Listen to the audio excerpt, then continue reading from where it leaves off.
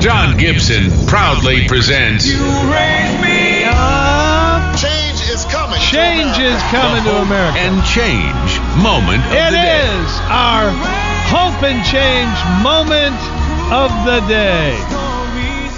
Howard Dean appears on the Bathtub Boy show. That's Keith Olbermann. I call him Bathtub Boy because of all those times I had to substitute for him years ago at MSNBC while he was Taking a bath. he wouldn't get out of the tub.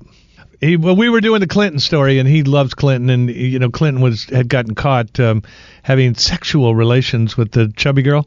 And sorry, Christine, she just Well, what? why do you have to say that? Well, all right. Why can't you just say the intern, the girl? Why chubby girl? Would I say the hot one? Some might have thought that. You gave me that look like no, you wouldn't. Excuse me. Exactly. Wouldn't go that far, John. All right. Anyway, Bathtub Boy would not come to work because he just did not deal with the story and preferred to be Taking a bath. And so he has been screaming at George Bush now for 4 years, saying the most vile things about him. So he gets Howard Dean on his show the other night. Now, I wish this were television instead of radio, because the look on Bathtub Boy's face must have been just precious when all of a sudden Howard Dean is dealing with the issue Bathtub Boy is asking him about.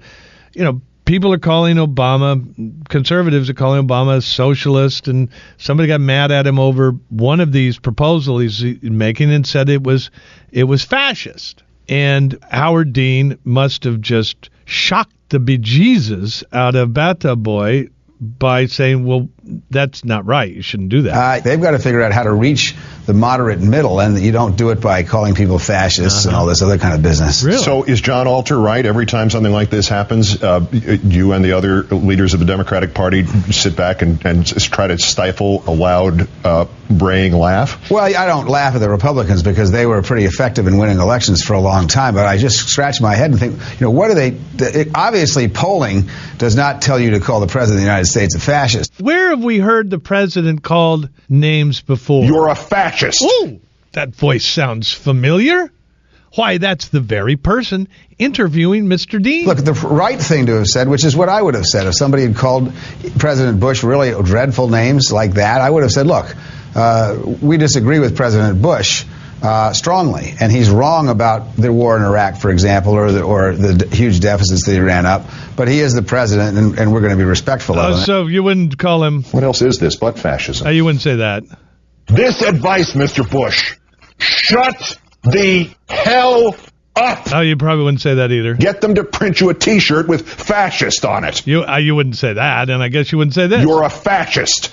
So this must have been a painful moment for Mr. Bathtub Boy, because he's been on the record so many times screaming at the President of the United States, him, Bathtub Boy, a sports anchor on a cable show, trying to be a political player. And all he can say to the President of the United States is, you're a fascist. And then his hero walks in, sits down for an interview, and says, well, calling the President of the United States a fascist is a very bad boogie.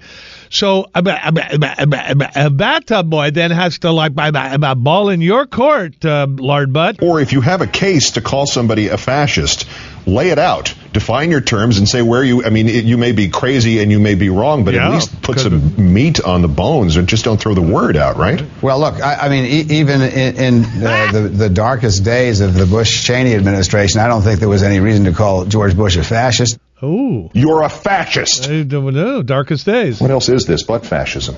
Darkest days. This advice, Mr. Bush, shut the hell up.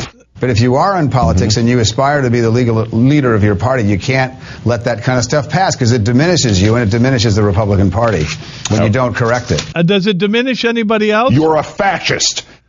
It must diminish people who call a president a fascist. You're a fascist. I mean, obviously, if you're calling the president a fascist, according to Howard Dean, you're sort of an ordinary person. You're not in the top league. Get them to print you a T-shirt with fascist on it. I see. You are. This is a real problem if you throw those kinds of words around. What else is this but fascism?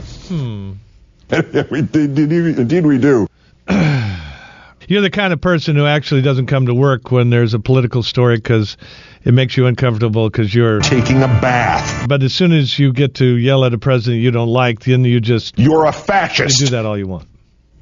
Oh, that was exquisite. You think Howard Dean knew about all that? I'm going to say no. You're going to say no? I don't think so. Yeah, I think Howard Dean is just mean enough and underhanded enough that he knew exactly. And he came in and said what he said just to stick it in the face of somebody that he, too, finds completely obnoxious and without merit. You are a liar. He must have been embarrassed the whole time that this guy who would call the president... You're a fascist. Was there singing his Howard Dean's praises. He was like, man, if I got somebody like this talking nice about me, I got to do something about it. So why don't you arrange for an interview and come in and humiliate the person interviewing you? The best news show on TV. If you're only going to watch one, watch that guy.